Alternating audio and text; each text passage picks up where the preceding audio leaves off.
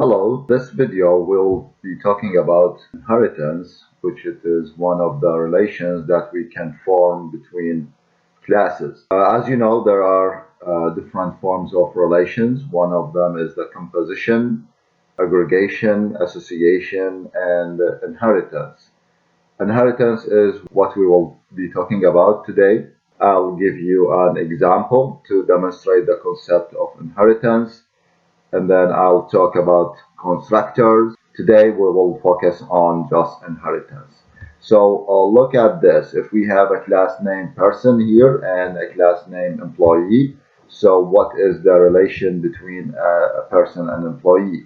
So the person and employee can be formed in a relation known as an inheritance. So the employee will inherit all the features of the person. So now in our example, we'll be focusing on designing a person class and employee class, just these two classes for simplicity. So here the kind of the relation is the inheritance. So whenever we can use the keyword or the phrase is a, then this is an example of inheritance. So what is the relation between employee and a person? If we can say that the employee is a person, then this is an inheritance. But here on the other hand, employee and address, we cannot say employee is an address or address is an employee, whereas we can say that the employee has a. Look at this, has a. So when you use has a, then this is an example of aggregation or composition. So now let's switch to the UML of this project. So here we have person, this is the first class, and there is another class named employee, and you see that there is a connection. This is an inheritance, and this is how to represent the inheritance in the UML, and this is the is. You see that? And here on the other side we have the main method. So we will start designing the person class, and these are the data members. These are the methods and constructors of the person. So here in this class we have two constructors, one with no argument constructor, which is the default one, and the second one is the parameterized constructor that has some parameters to be passed later on. And we have some setters and getters to initialize and to retrieve, or to set and retrieve the data. Here, employee is a class that will inherit the person class. So instead of starting from scratch and adding all of these features, we'll upgrade our work.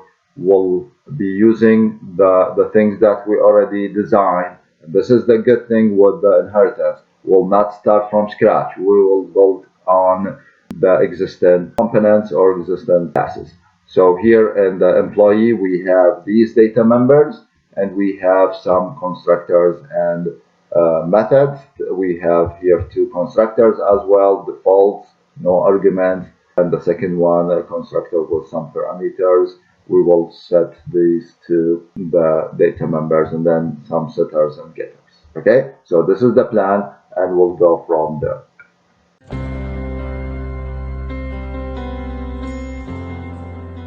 Okay, so let's start implementing the concept that we covered to demonstrate the concept of inheritance.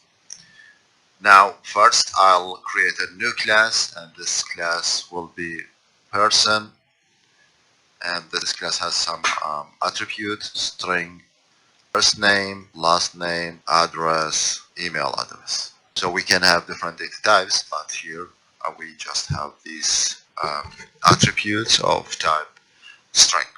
Now let's add the constructors and the setters and getters. I'll give you a bonus here.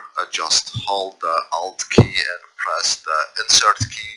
You will see this menu. We can add the constructors that we want. So we can create a constructor with just one argument or no argument. So this one will be the default. Let's start by an empty one default.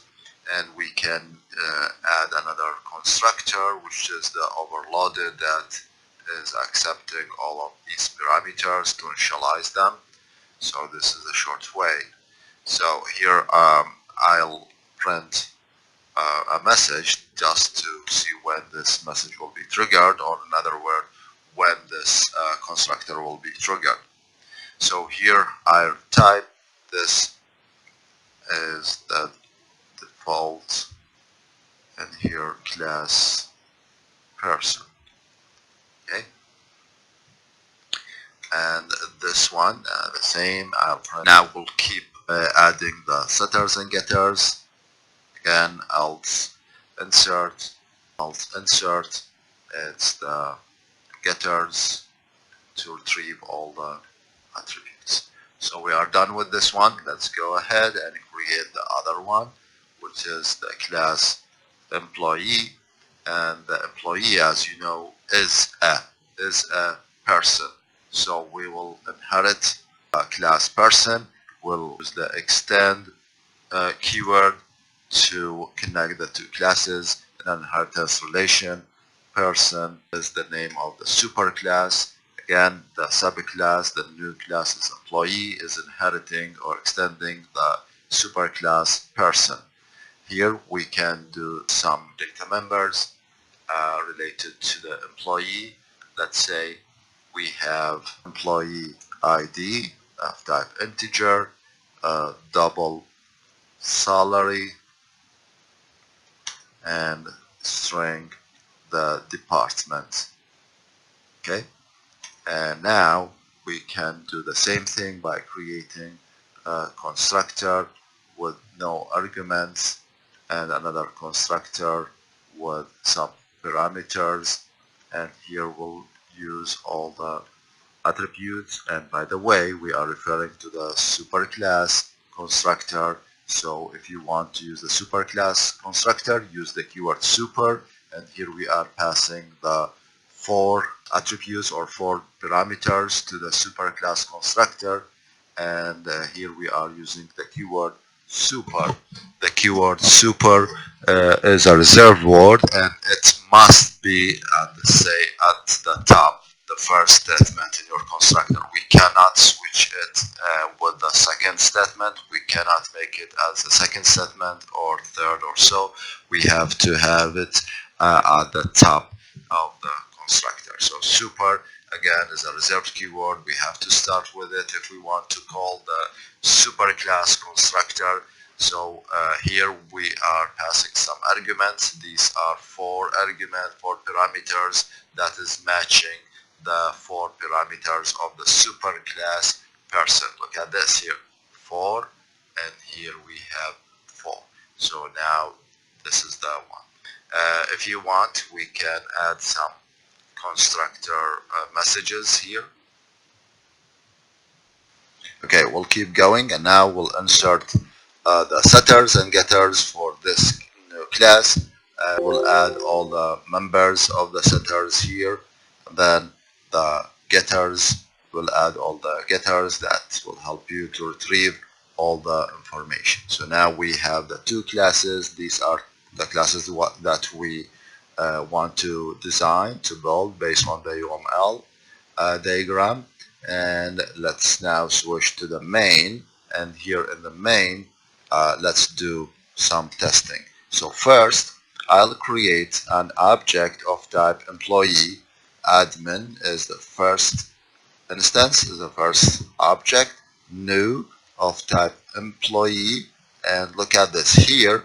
If you are using this formatting, so I am passing nothing here. Look at this, I'm passing nothing here. There's nothing inside the parentheses. So this is calling the default constructor of my class employee.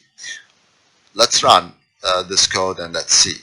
So surprise here is that we are getting a message from the superclass class person.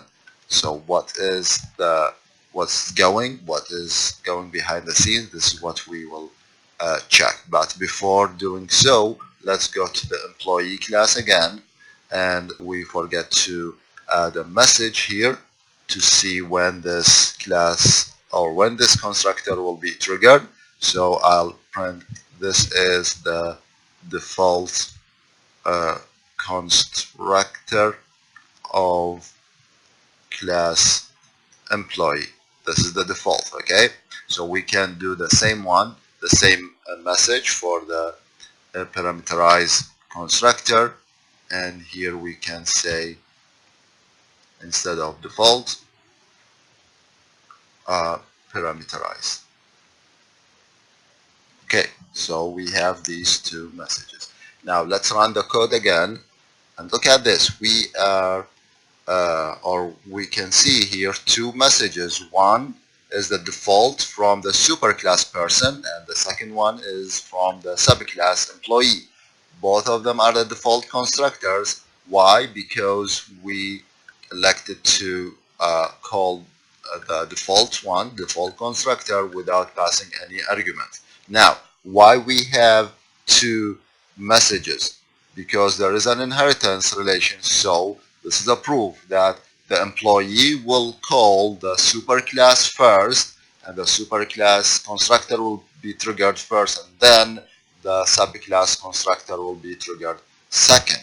Okay, so all the time the compiler will box the constructor of the superclass at the top of the hierarchy and going down to the bottom of the hierarchy. So we have the person at the top. This one will be triggered first, and then to the second one. So now, what if we want to create another object manager, and this one is a new employee as well, but here we want to pass the arguments that we set. So here the arguments are the employee ID, let's say 120, and here the salary 4,000, and the department, let's say IT, and here first name and last name, and here the address, email address that we want, which is aj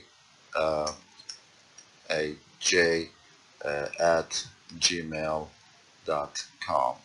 So here we have two objects. The first one is calling the default constructor, and the second one is calling the parameterized constructor, because we are passing these. So part of these, some of these parameters will be, or data will be sent to the superclass, and the rest for this subclass, the employee. So now let's test this, and here let's check out the result. So here we are going to type the name, first name of the user, or this manager, that, look at this, get. So here we can see all the methods from both of the classes, the superclass and the subclass. So look at this, the email gets email, this method gets email is part of the superclass. This is a good proof that we are inheriting the methods of the superclass. So there is no need to start from scratch. We will be building based on what we already have. Okay, so we are concerning about the new things when you go and use the inheritance relation. So get first name if you want here, and then we'll do the same here. We'll do the last name, and then we'll do the other information like get whatever we want, get the address, pasting and copy, and here department, which is one of the methods in the subclass, the employee class. We can keep doing this by adding the needed methods here. So it's not just the get, as you know, we have the getters and we have the setters. We can get and retrieve the salary and so on. See that? So here change these captions, first name, last name here, and this is the salary of the employee. So let's run it and let's see. So these are the data of the manager, and let's interpret this output. So first, because we have two objects, so the first object, the admin, is calling the default. So the first two statements belongs to the default, the parent and the child. The parent is the person class, default constructor, and the subclass. And here, look at this, we have another object, the employee object, I mean the manager object of the employee, and here we are calling the parameterized constructor of the superclass, the class named person, and then the constructor, the parameterized constructor of the employee, and then the date. So this is how to represent the inheritance in Java.